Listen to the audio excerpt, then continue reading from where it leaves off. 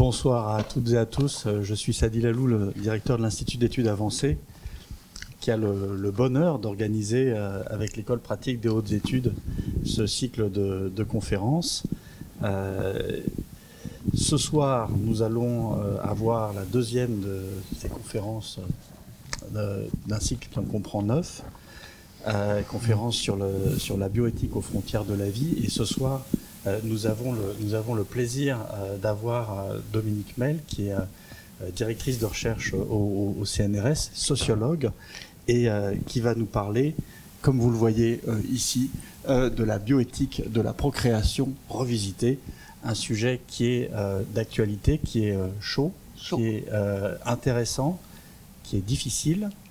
Et nous avons à côté d'elle Séverine Mathieu, qui est la coordinatrice scientifique de ce cycle de conférences et à qui nous devons une affiche qui est tout à fait extraordinaire lors de ce cycle.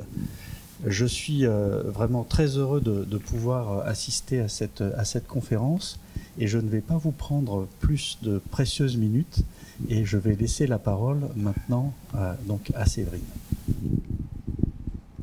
Bonsoir, donc merci d'avoir franchi le périphérique et d'être arrivé au bout de la ligne 12, c'est déjà un grand pas. Nous espérons vous revoir bientôt, d'ailleurs à Condorcet. Moi-même, je remercie donc encore comme la dernière fois, mais parce que j'y tiens vraiment l'IEA de m'avoir sollicité pour organiser ce cycle de conférences autour de la bioéthique. Je vous présente un peu plus avant Dominique Mel. Donc Dominique Mel est sociologue, directrice donc, de recherche au CNRS, et elle travaille, en fait c'est une des pionnières de ces questions de PMA. C'est une des premières sociologues à avoir travaillé sur l'élaboration des lois de bioéthique, la façon dont elles se sont constituées, aussi bien d'un point de vue sociologique que dans une optique aussi de sciences politiques. Voilà. Donc elle a écrit Naître la controverse bioéthique en 87. Non, c'est sur la loi de 94. Oui, pardon, donc 97 peut-être. Voilà.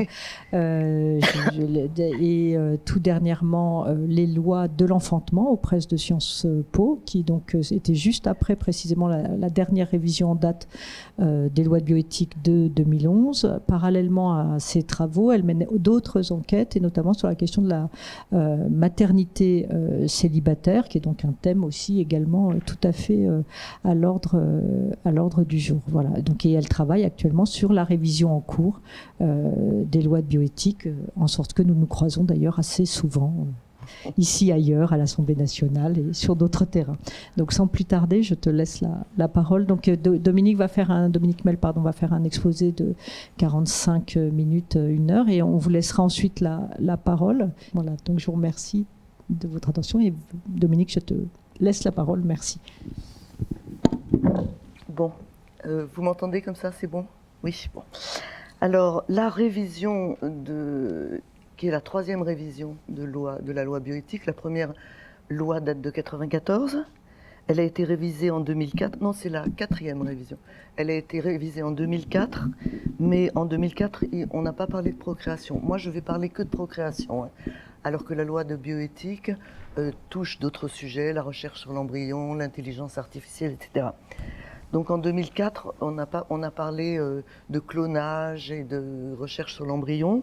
En 2011, en revanche, tous les thèmes qui sont en ce moment en débat étaient déjà présents dans l'espace public. C'est la 3e révision et on en est donc à la 4e qui est en cours, puisque en ce moment elle est au Sénat, mais on peut en parler quand même parce que l'adoption en première lecture par l'Assemblée nationale le 15 octobre 2019 donne les grandes lignes de cette révision et de cette réforme, qui ne vont pas être modifiées par des amendements du Sénat ou même en 2e lecture à l'Assemblée nationale. Les ajustements, les apports seront des ajustements, des détails, des mises en situation, des grandes orientations qui sont d'ores et déjà acquises, à moins qu'il se passe un renversement complet de toutes les opinions, ce qui est quand même peu probable depuis le temps qu'on en débat. Donc elle a remis à l'ordre du jour du débat public la représentation de la famille, de la parenté, de la filiation et de la parentalité. Et elle induit deux changements fondamentaux par rapport à 1994 et 2011. Ces deux changements fondamentaux sont premièrement, bon, je pense que vous le savez, mais je suis obligée de le dire quand même, l'ouverture de la procréation médicalement assistée aux couples de femmes et aux femmes célibataires. Et deuxièmement, la levée de l'anonymat des donneurs de gamètes. Alors, l'ouverture de la PMA était à toutes les femmes, hein, comme on dit à toutes les femmes, était une ouverture attendue. Elle était réclamée depuis un certain temps, notamment par les associations d'homoparents et les associations qui luttaient pour la reconnaissance de l'homosexualité. Je précise que dans la loi de 1994, confirmée en 2011, la procréation médicalement assistée ne peut accueillir que des couples hétérosexuels ayant des problèmes d'infertilité médicalement constatés ou risquant de transmettre une maladie grave à leur progéniture. Donc les deux grands changements qui sont introduits par cette ouverture de la procréation médicalement assistée à toutes les femmes, c'est premièrement la fin du monopole du modèle hétérosexuel en termes de parenté, et deuxièmement la levée du critère médical. Ce qui sont quand même des transformations assez importantes dans le dispositif des lois de bioéthique. Mais pour relativiser, parce que quand on est chercheur, on relativise toujours les grands bouleversements politiques, pour relativiser, je dirais que cette ouverture et ces deux changements ne sont pas en soi, notamment l'ouverture à toutes les femmes, un véritable bouleversement initié par cette révision.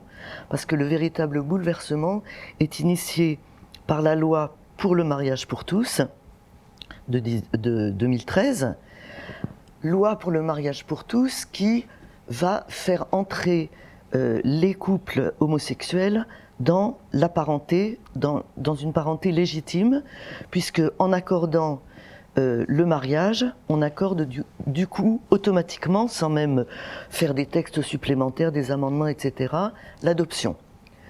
L'adoption en tant que couple homosexuel, puisque l'adoption jusqu'à présent n'était autorisée que pour les couples hétérosexuels mariés, ce qui est encore un paradoxe de notre législation actuelle, et aux femmes célibataires.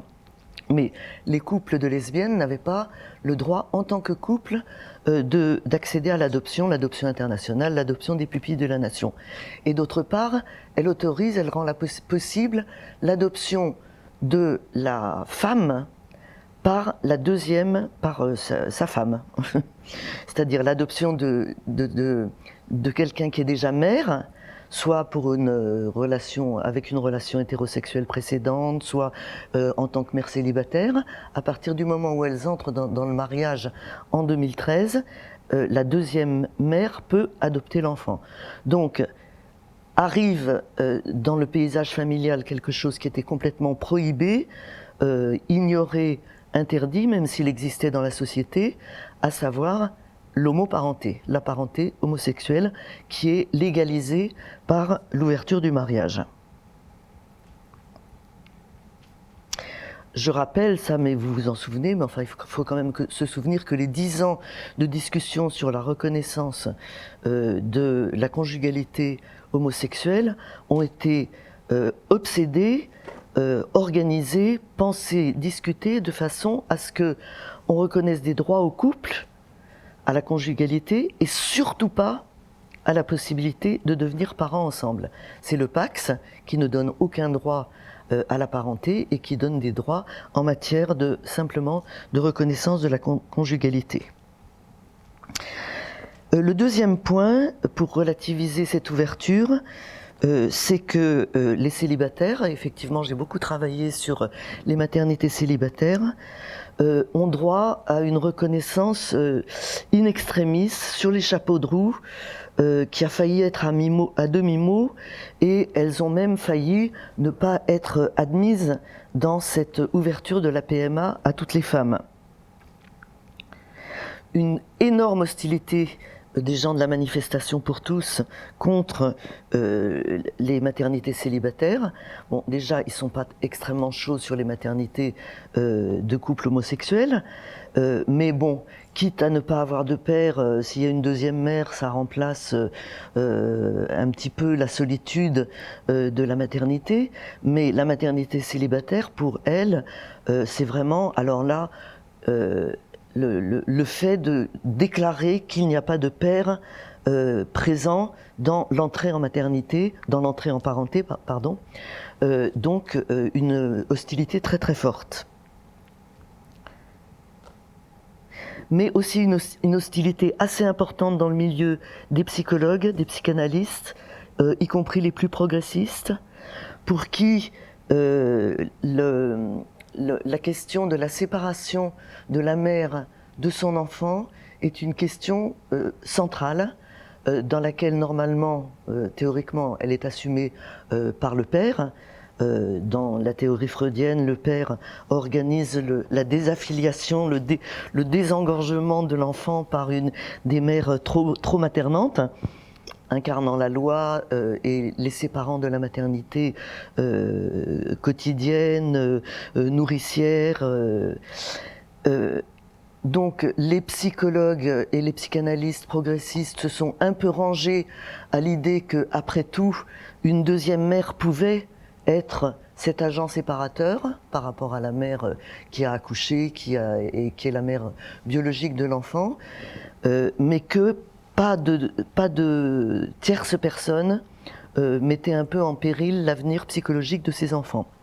Donc on a eu également contre les maternités célibataires pas mal d'objections en provenance des milieux psychanalytiques. Le deuxième argument, alors contre lequel mes enquêtes se sont un peu inscrites en faux, c'est que effectivement la monoparenté telle qu'elle existe dans les statistiques et dans la société actuelle, la monoparenté est synonyme de précarité et de fragilité, mais les entrées en maternité des célibataires seuls n'ont rien à voir avec la monoparenté qui résulte d'une séparation ou d'un divorce. Ce qui est la monoparenté dans la société actuelle, ce sont des femmes qui ont eu un enfant en couple. Le couple s'est défait et elles se retrouvent seules avec l'enfant. Donc, problème de logement, problème de revenus, problème de garde d'enfants, qu'elles n'avaient pas eu à affronter dès le départ. Alors que les maternités volontaires, célibataires, sont des maternités dans lesquelles le projet inscrit déjà qu'il n'y aura pas de logement commun avec quelqu'un d'autre, il n'y aura pas de revenus communs, qu'elles auront à assumer seules à la fois l'aspect domestique, financier et quotidien, et en même temps que l'aspect légal. Donc je dirais que cette cause des maternités célibataires était une cause fragile. Elle était une cause fragile, d'autant plus que à l'époque, maintenant il existe une association depuis 2 ans qui s'appelle Maman Solo, et qui essaye de promouvoir et de faire reconnaître, et qui a réussi d'ailleurs, à faire reconnaître la légitimité des maternités célibataires. Mais à l'époque, il n'y en avait pas, et c'était des maternités qui existaient, hein, avec un copain qu'on rencontre, avec quelqu'un qu'on piège, et qui n'étaient, ou bien en allant à l'étranger, dans des pays où c'était autorisé, par exemple en Espagne ou en Belgique, ce n'étaient pas des maternités qui étaient très brandies sur la place publique et qui étaient plutôt un peu secrètes, un peu tabous, un peu hors de l'espace public. Et là, elles viennent de rentrer dans l'espace public de façon presque, j'allais dire miraculeuse, c'est un peu exagéré. Pour relativiser encore l'impact de cette ouverture, arrive dans ce débat sur la révision de la loi bioéthique, alors que l'ouverture était attendue, arrive une controverse inattendue, qui est une controverse concernant la filiation. C'est-à-dire qu'à partir du moment où Alors, la filiation, je précise, la filiation, c'est le lien légal entre les parents et les enfants. C'est celui qui est inscrit à l'état civil des enfants, quelle que soit la part, la participation seulement éducative, participation biologique, participation à la procréation, ça n'est pas ça qui définit la filiation. Donc la question était de savoir comment vont être reliés ces enfants à leurs parents, compte tenu qu'on n'est pas dans un contexte de parenté hétérosexuelle classique pour laquelle les lois de la filiation ont été faites. Alors, le débat, les conséquences de la possibilité de l'adoption qui demeurent se sont révélées absolument insupportables pour les familles. Parce que demander à adopter l'enfant de son conjoint, c'est déjà assez bizarre parce que c'est déjà son propre enfant qu'on a voulu, désiré et fait venir au monde ensemble, enfin fait venir dans la famille ensemble. Et d'autre part, selon les juridictions, selon les juges, il y a des juges qui ont pris ça comme une formalité. Donc les deux femmes venaient et en deux mots et en 3 papiers, la chose était réglée. Il y en a qui ont refusé l'adoption. Et il y en a qui ont fait des véritables enquêtes d'adoption, comme pour des enfants qui n'ont pas de parents du tout et qui sont soumis à un agrément. Les 2 femmes, avec leurs enfants déjà existants, se sont vues visiter leur appartement. Est-ce qu'il y a assez de place pour les enfants? Est-ce que vous avez les moyens de les éduquer correctement? Enfin, toutes les visites qui sont liées à l'agrément. Donc c'était une situation insupportable qui durait très longtemps, qui faisait que pendant 9 à 10 mois, voire 1 an, ces enfants n'avaient toujours pas 2 parents légaux, alors qu'elles avaient 2 parents à domicile, 2 parents qui l'avaient voulu, 2 parents avec lesquels elles vivaient. Donc la question était comment établir une filiation qui soit valable tout de suite, dès l'arrivée de l'enfant. Donc il y avait 3 possibilités. La possibilité qu'on va appeler la possibilité du droit commun, c'est-à-dire de calquer la filiation des parents homosexuels sur celle des hétérosexuels, c'est-à-dire quand ils sont mariés, la mère qui a accouché est automatiquement la mère et le mari en couple hétérosexuel est automatiquement le père, donc la femme en situation homosexuelle serait automatiquement la mère. Donc c'était alors on a parlé de présomption de maternité, mais de toute façon l'idée c'est que quand elles sont mariées, la deuxième mère est automatiquement mère, et si elles ne sont pas mariées, elles font comme les concubins dans une situation hétérosexuelle, c'est-à-dire qu'elles vont reconnaître en mairie avant la naissance ou le jour de la naissance l'enfant comme étant aussi le leur, et elles sont automatiquement reconnues comme les mères légales. Donc ça c'est l'option droit commun.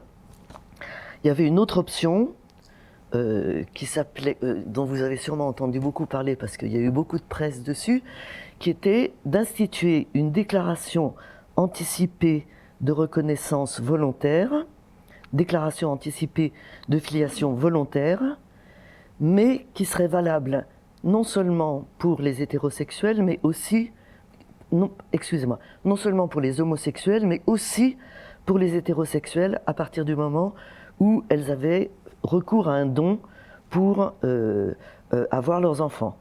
L'idée étant que les hétérosexuels qui avaient recours à un don et qui étaient inscrits dans le droit commun pouvaient laisser faire croire que le père était le géniteur et que donc c'était une entorse par rapport à la réalité, et ça entretenait en plus la possibilité d'un secret vis-à-vis des enfants qui n'était pas tenu, les parents n'étaient pas tenus, obligés de leur dire qu'ils avaient bénéficié de l'aide d'un donneur.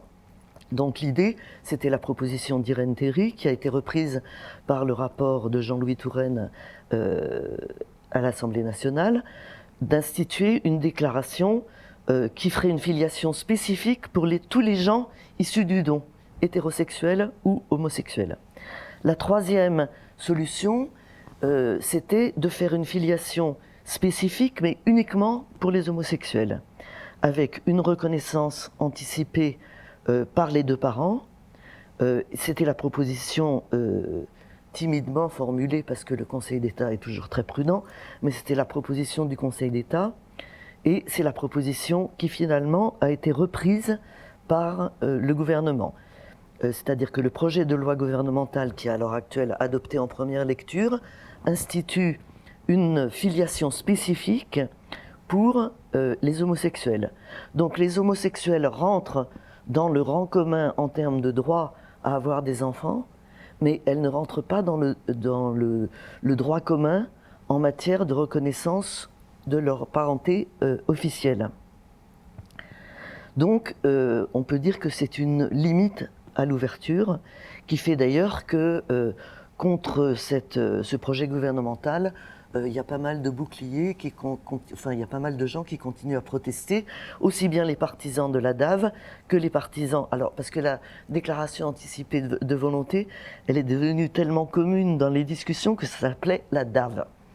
Donc la DAV a été éliminée par le gouvernement, le droit commun a été également écarté par le gouvernement. Donc, aussi bien les partisans de la DAV que les partisans du droit commun considèrent que cette filiation spécifique est une filiation stigmatisante et éventuellement discriminante, puisqu'on met à part dans le droit les enfants qui sont nés dans un contexte homoparental.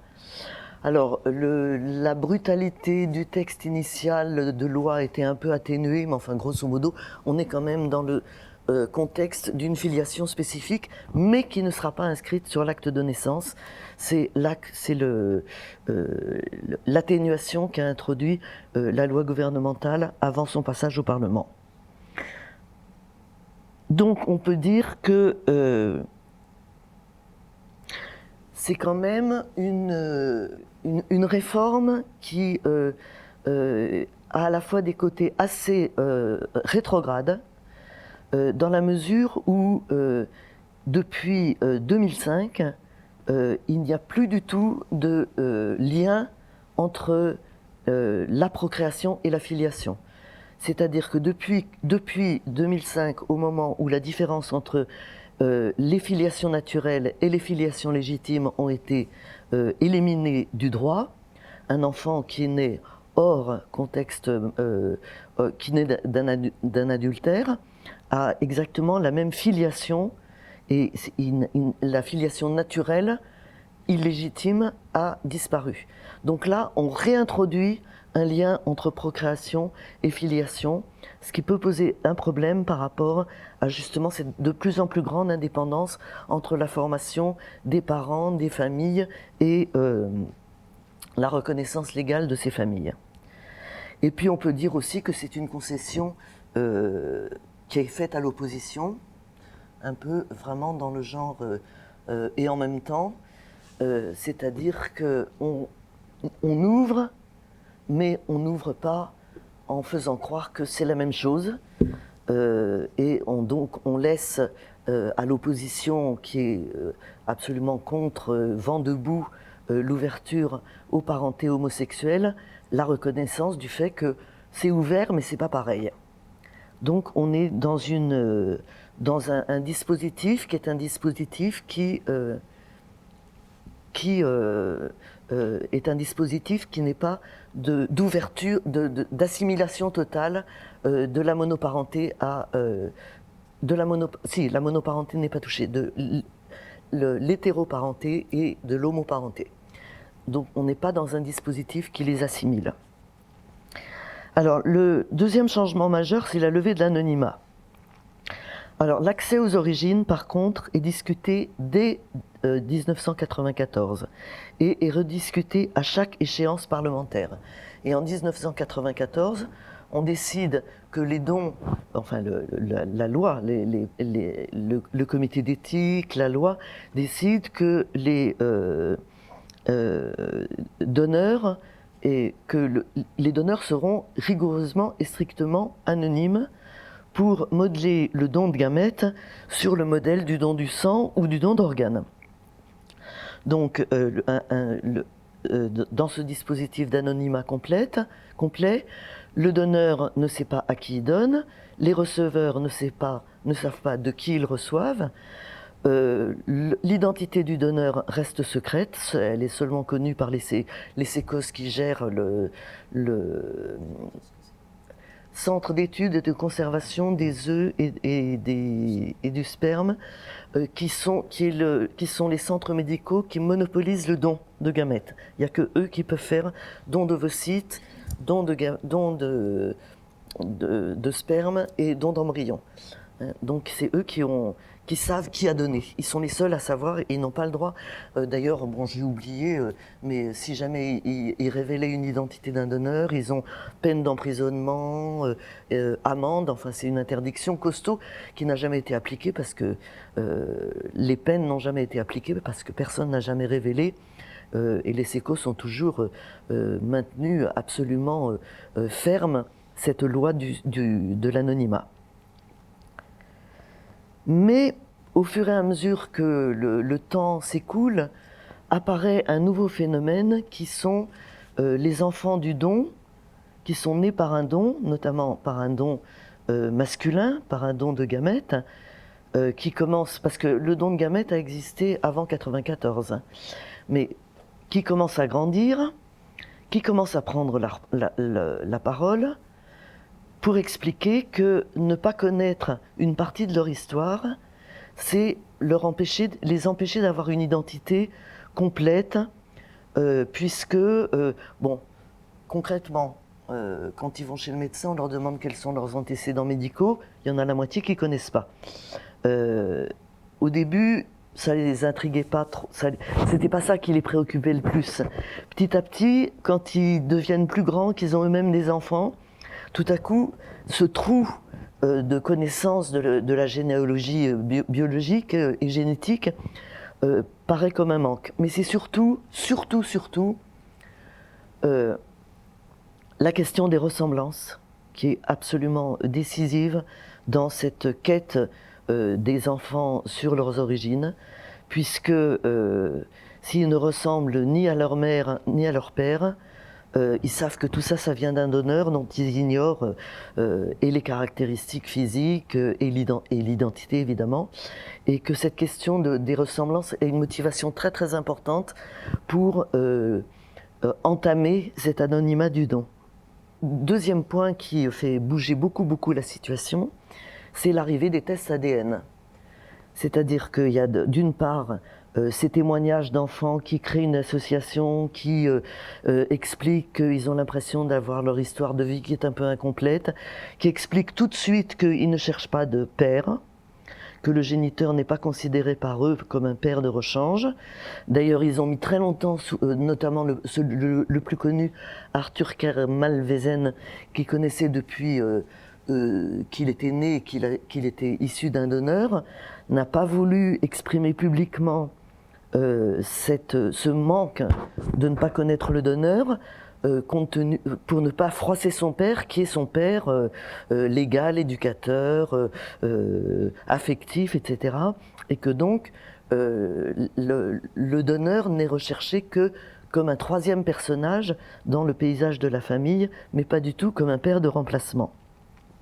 Et le deuxième phénomène qui va modifier considérablement les choses et le débat, c'est l'arrivée des tests ADN qui sont interdits en France. On n'a pas le droit, sauf par décision de justice pour recherche en paternité, quand il y a un conflit, de faire des tests ADN. Mais Internet a facilité les choses et maintenant vous pouvez, si ça vous amuse vous aussi, pour 50 ou 60 €, faire un test ADN qui s'appelle des tests généalogiques, qui sont en général pas des recherches de géniteurs, qui sont des recherches de quelle région on vient, de quelle partie du monde on vient, mais qui sont aussi des endroits où on donne son ADN. Et il y a des immenses sites qui comparent les ADN qu'ils ont reçus.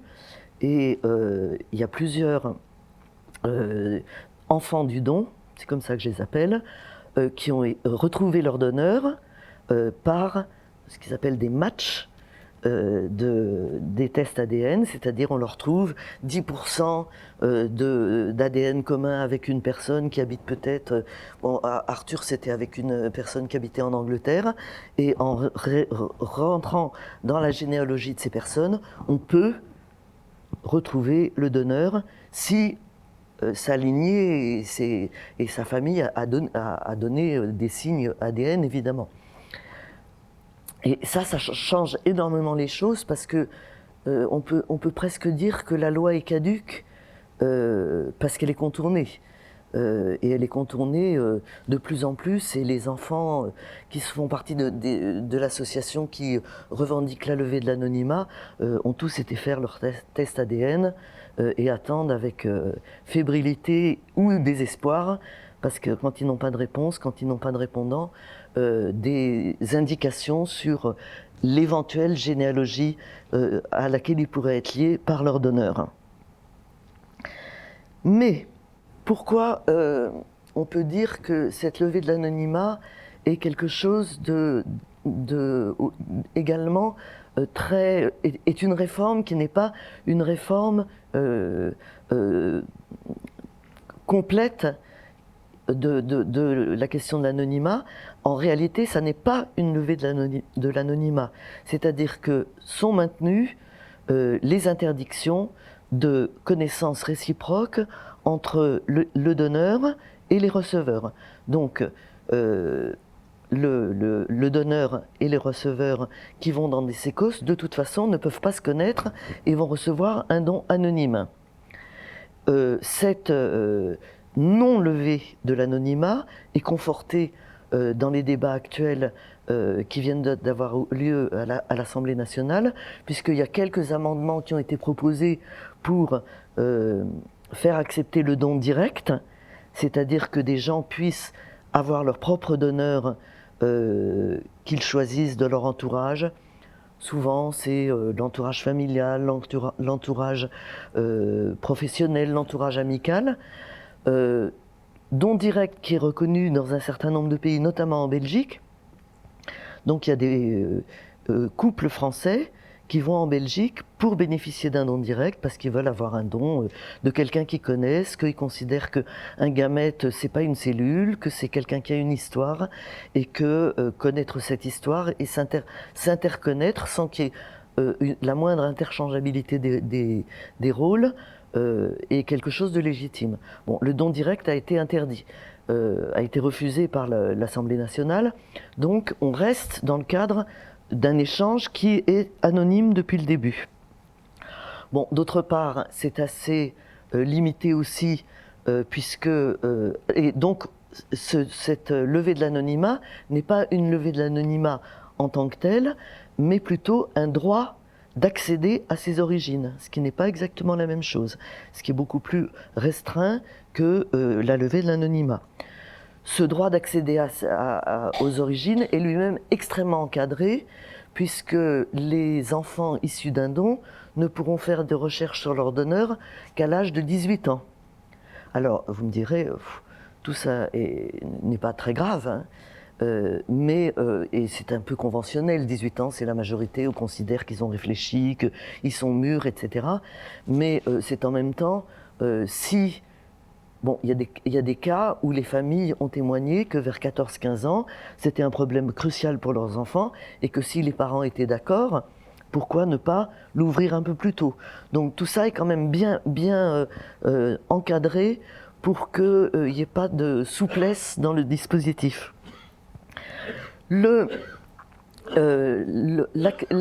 Alors, donc maintenant, dans le projet de loi, à 18 ans, les enfants, quand ils auront 18 ans, s'ils le souhaitent, pourront avoir des données non identifiantes sur le donneur, c'est-à-dire qui il est, sa situation familiale, etc. Bon, sa situation professionnelle, pourquoi il a donné, et son identité s'il le souhaite. Hein. Donc c'est quand même une ouverture forte pour l'enfant sur la connaissance du donneur. Mais tout est organisé pour que on ne facilite pas les rencontres. Il y a même eu des interventions à l'Assemblée nationale pour dire mais dans le texte de loi on peut dire que les enfants du don pourront connaître l'identité du donneur et éventuellement le rencontrer s'ils le souhaitent et si les deux le souhaitent. La rencontre a été supprimée des objets de l'élaboration de la loi. Donc c'est vraiment en termes de connaissances entre deux personnes. Et ensuite, bon, évidemment, si ils ont accès à l'identité de l'un de l'autre, que la loi le veuille ou non, s'ils ont envie de se rencontrer, ils se rencontreront. Mais la loi n'encourage pas la rencontre. Il n'y a pas de rétroactivité, mais ça c'est tout à fait normal, puisque c'est difficile de faire revenir en arrière des gens qui ont donné sous le régime de l'anonymat et qui tout à coup pourraient être contactés.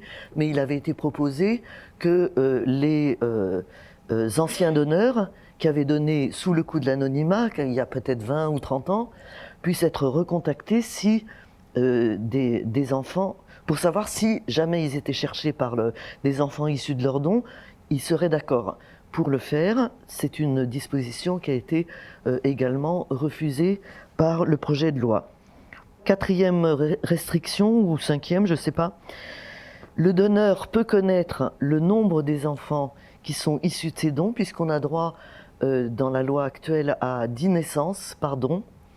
Donc ça peut faire des familles assez nombreuses, ou des fausses familles en tout cas. Et c'est une disposition qui a été acceptée par le Parlement contre l'avis du gouvernement, par des amendements qui provenaient de députés, et les ministres ont promis que cette chose serait revue en deuxième lecture.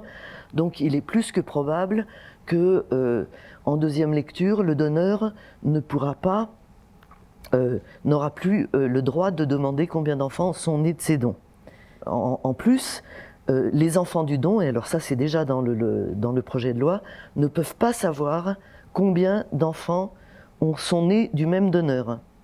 Or, dans les préoccupations qui les ont fait accéder à la parole publique pour demander que soit levé l'anonymat, la question des demi-frères et sœurs, puisque a été essentielle. D'abord par crainte un peu fantasmatique, mais qu'on comprend, de se lier amoureusement et sexuellement avec quelqu'un qui est issu du même donneur.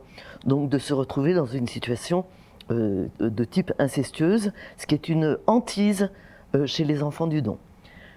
Et en plus, avec l'idée, et ça c'est quelque chose qui est assez important, là où les donneurs peuvent être retrouvés, notamment aux États-Unis, où il y a des sites entiers où les donneurs et les enfants du don peuvent se retrouver, on a constaté, parce que maintenant ça fait un certain nombre d'années, que ce qui fait le plus, la dynamique la plus forte enclenchée par cette connaissance du donneur et du nombre d'enfants, c'est pas tellement le donneur, bon ça y est, on sait qui c'est, on l'a identifié, on sait à quoi il ressemble, on sait pourquoi il a donné, etc.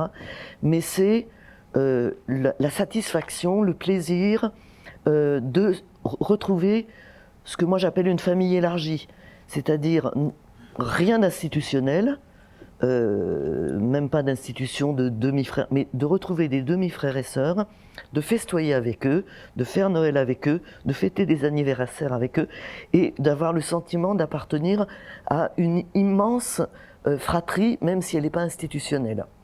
Or, en interdisant aux enfants français issus d'un don de savoir combien d'enfants sont nés d'un donneur, évidemment, on interdit ce sentiment d'appartenance, cette possibilité d'appartenance à une famille élargie. D'ailleurs, ça a été très, très clairement expliqué pendant le débat parlementaire. La levée partielle, donc l'accès aux origines, est faite pour la rencontre de deux personnes, qu'elles sachent qui est qui, et surtout pas pour insuffler un souffle familial ou une dimension familiale. Donc rencontre, frères et sœurs, enfin tout ce que j'ai dit auparavant. Et ça a été dit de façon explicite par lors du débat à l'Assemblée nationale.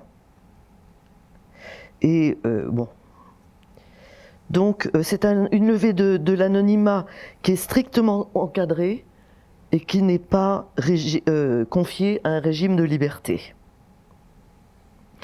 Je dirais que ça ne met pas en rage les associations parce que qui ont milité pour le droit d'accès aux origines, parce que les associations n'ont jamais n'ont jamais revendiqué de faire famille à partir de cette connaissance du halo qui entoure leur naissance avec le donneur, les demi-frères et sœurs.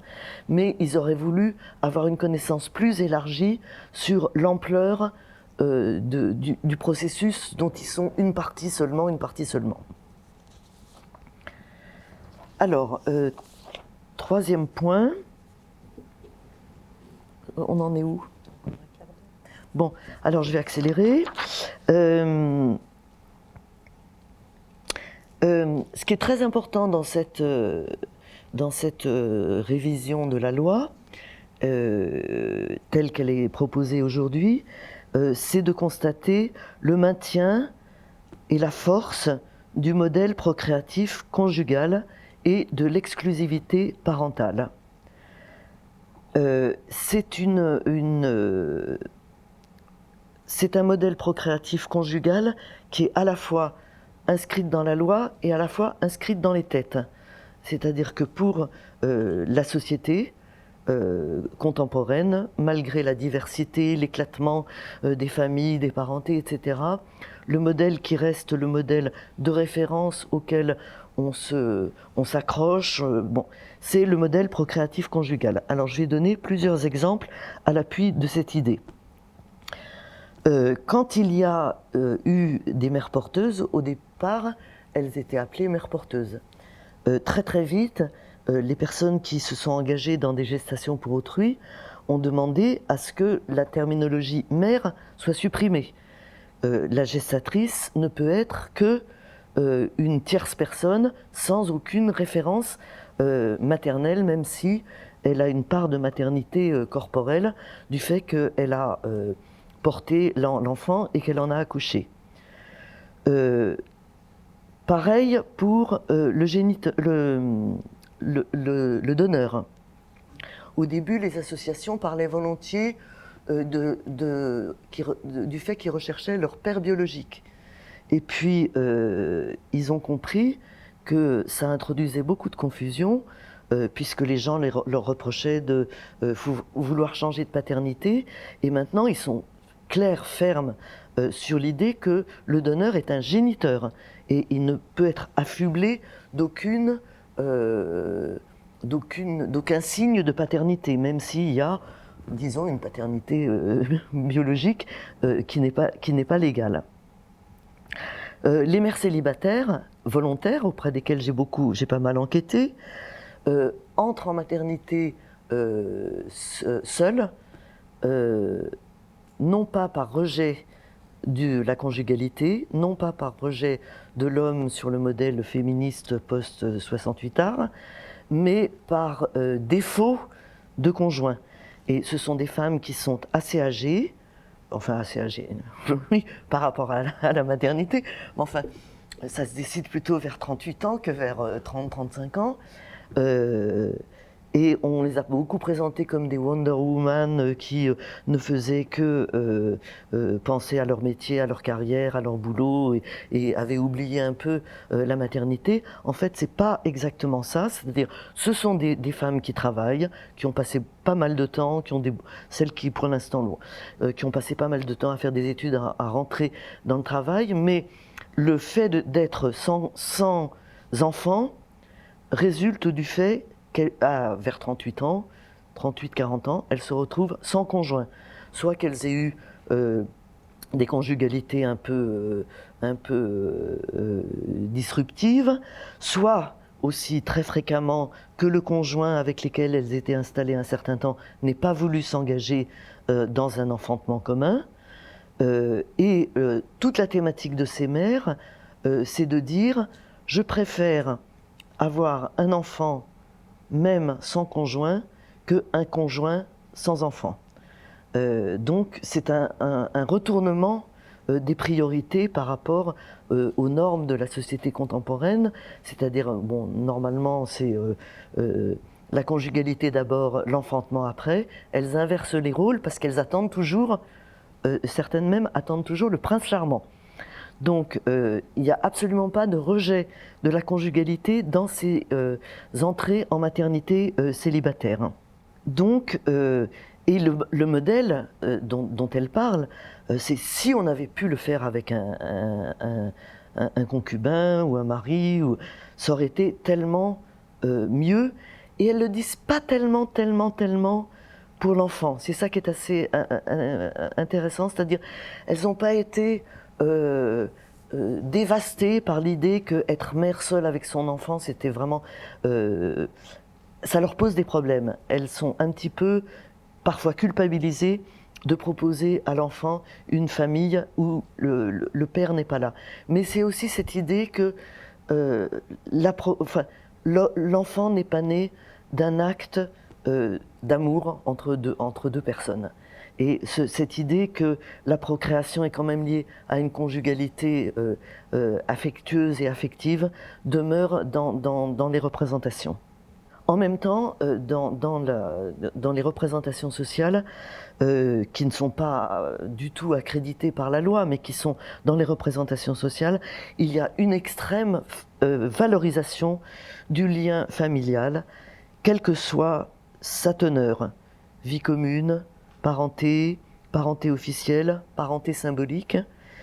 Bon, je peux donner plusieurs exemples de cet attachement à ce qu'on pourrait appeler une famille élargie, donc pas la famille institutionnelle faite des parents et de leurs enfants, mais quelque chose de plus large qui englobe les cousinages, les ascendants et les descendants, les parents symboliques comme les parrains et les marraines. Et pour ces gens-là, le géniteur pourrait être une figure de cette famille élargie. Qu'est-ce qui fait penser ? D'abord, certains y pensent, et ils se demandent quelle place ils donneront au géniteur s'ils le retrouvent. Et ce qui fait penser, c'est beaucoup ce qui se passe avec les mères porteuses. Parce que les mères porteuses, ou les gestatrices, excusez-moi, les mères porteuses qui ne peuvent pas être anonymes, qui accouchent, qui sont connues des parents qui vont recevoir l'enfant qu'elles ont porté, parlent... les familles, alors soit ça se passe très très mal, et ça, il y a rupture complète entre la mère porteuse et la famille d'accueil. Ça, ce sont des choses autour desquelles il n'y a pas beaucoup de publicité. Mais quand ça se passe de façon relativement harmonieuse, en entente entre les deux parties prenantes de cet enfantement, les mères porteuses sont désignées, sont nommées par les parents qu'on appelle maintenant les parents d'intention, qui sont les vrais parents, quoi, les parents des enfants, sont nommées des marraines, très souvent, comme des marraines, où c'est les mères des enfants nés par GPA disent « c'est comme ma sœur ». Bien qu'il n'y ait absolument aucun lien, mais c'est comme ma sœur parce que c'est un lien plus fort qu'un lien de procréation commune. C'est un lien où on se sent faire partie d'un même halo affectif que moi j'aime bien appeler la famille élargie, puisque c'est pas institutionnel, mais c'est un sentiment d'appartenance familiale. Alors, pour terminer, je vais interroger un peu comment on pourrait qualifier cette nouvelle loi qui va être adoptée dans quelques mois après la deuxième lecture au Parlement, sur laquelle le gouvernement ne bougera pas beaucoup. J'ai beaucoup de mal à la qualifier. Bon, ce que vous avez entendu de ce que j'ai dit précédemment, c'est que ça n'est pas une loi qui révolutionne les mœurs, hein. Ça n'est pas une loi révolutionnaire. On est dans le cadre d'une réforme. Donc, de quelle réforme s'agit-il ? Est-ce que c'est une réforme en profondeur ou est-ce que c'est une réforme qui lâche des nouvelles libertés. La question est, est-ce que le modèle bioéthique français est mis en cause, qui a été défendu par tous les comités d'éthique et par les diverses lois, dont les comités d'éthique sont si fiers d'avoir résisté au changement? Est-ce qu'on a un maintien du paradigme, une inflexion, une refonte, une rupture ou un aménagement? Bon, alors j'avais donné un titre absolument nul, parce que revisiter, ça veut dire que on se prononce pas tellement sur l'ampleur des bouleversements qui sont liés à cette révision. Donc, je suis encore un peu en recherche d'une terminologie, mais pour dire, d'un côté, il y a vraiment changement de problématique, changement de paradigme, changement de problématique, c'est-à-dire qu'on passe d'une réflexion qui était ancrée sur les principes, la bioéthique à la française dont sont si fiers les politiques et les bioéthiciens françaises, c'est une bioéthique qui s'appuie sur des principes, notamment l'indisponibilité du corps. Donc, et qui n'est absolument pas pragmatique. Ensuite, de l'indisponibilité du corps, on va déduire des interdictions et des autorisations. Or là, avec cette révision, on entre dans une problématique différente, qui est une problématique déjà initiée par le premier avis du Conseil national d'éthique, qui, au lieu de parler des grands principes comme il le fait habituellement, parle de tenir compte de l'évolution des familles, et que la revisitation de la loi de bioéthique s'inscrive dans une réflexion sur la pluralité de plus en plus importante des modèles familiaux. Donc, ouvrir la PMA ajouterait un morceau au puzzle de cette mosaïque familiale qui est gigantesque. Donc la problématique est déjà beaucoup plus reliée à des problématiques de société. Bon, il y a un tout petit peu, quoique évidemment, ils disent tous qu'on ne va pas changer la loi française sous prétexte que les choses se font ailleurs autrement, mais tout le monde est quand même marqué par le fait qu'il n'y a que 3 pays, la France, l'Allemagne et l'Italie, qui ont des législations restrictives. Et tous les autres pays ont des législations beaucoup plus ouvertes et beaucoup plus libérales que la législation française.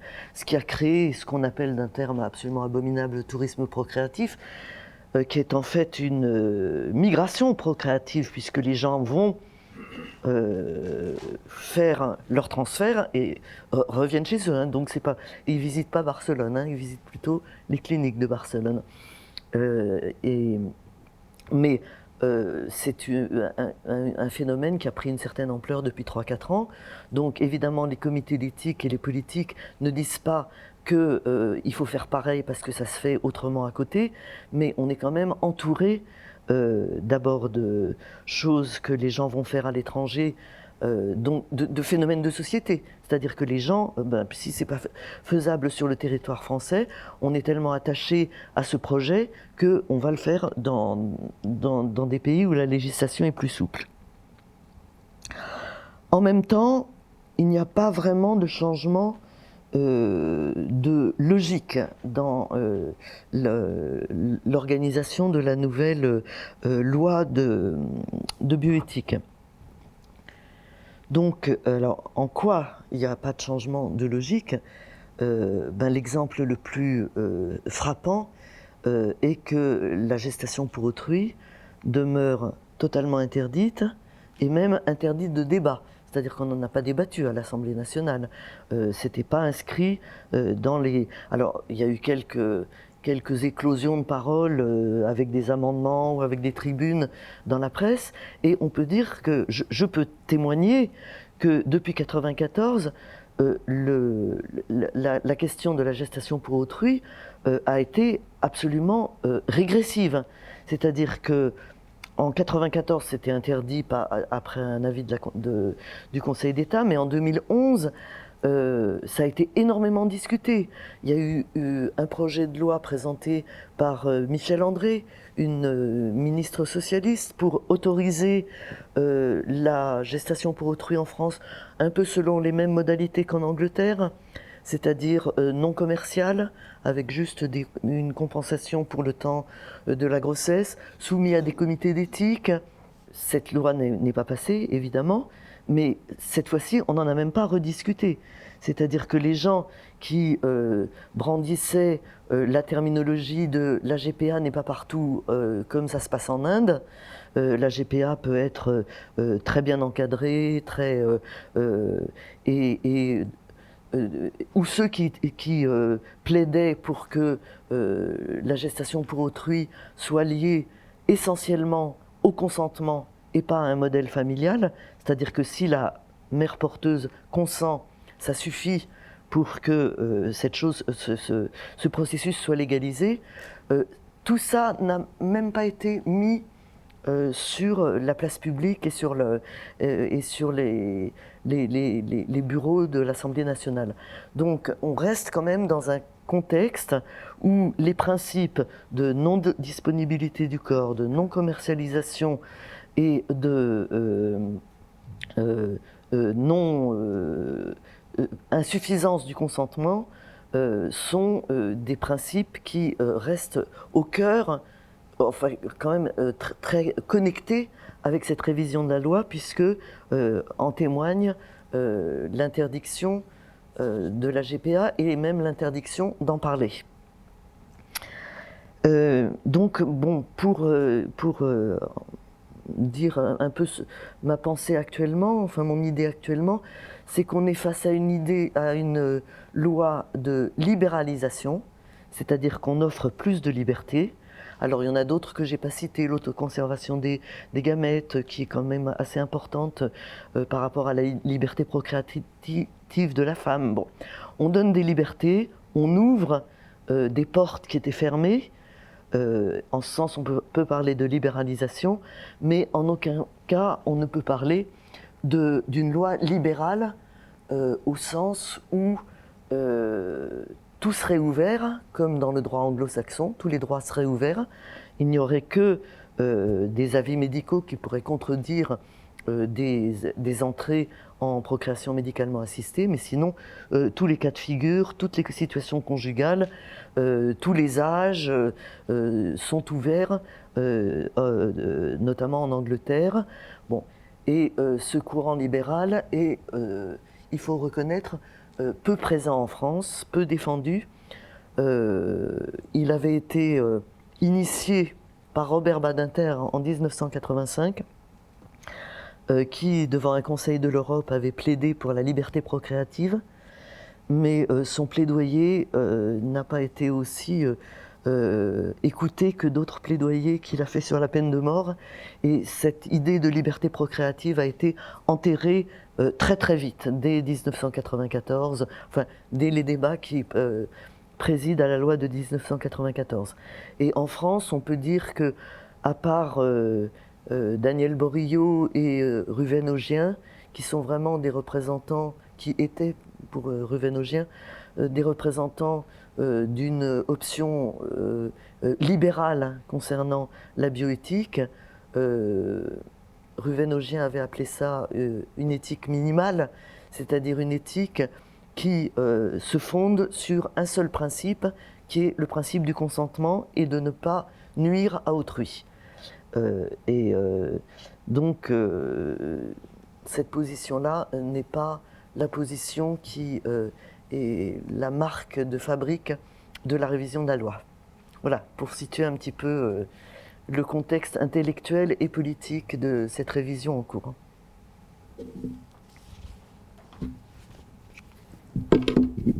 Merci beaucoup, mais merci beaucoup Dominique d'avoir tenu le temps, puisque 56 minutes. Formidable. Voilà, merci beaucoup.